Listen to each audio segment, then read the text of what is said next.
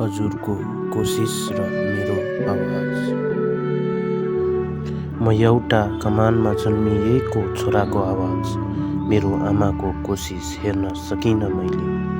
त्यो कमानमा रहेको बत्तीको जन्जिरले बाँधिएका हातहरू हेर्न सकिनँ मैले।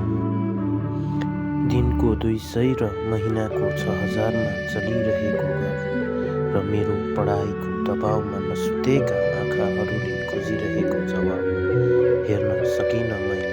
हे पापी सरकार, झुटो दिलासामा भुलाएर नेता रमाएको हेर्न सकिनँ मैले। एउटा छोराको आवाजले के नै गर्न सक्छ र भन्ने मालिकगणलाई जवाब दिन सकिनँ मैले। कमाने कर्मचारीले न्याय पाउन पर्छ, अति नै भयो अब। झुटो दिलासाको मुद्दा हटाउन पर्छ।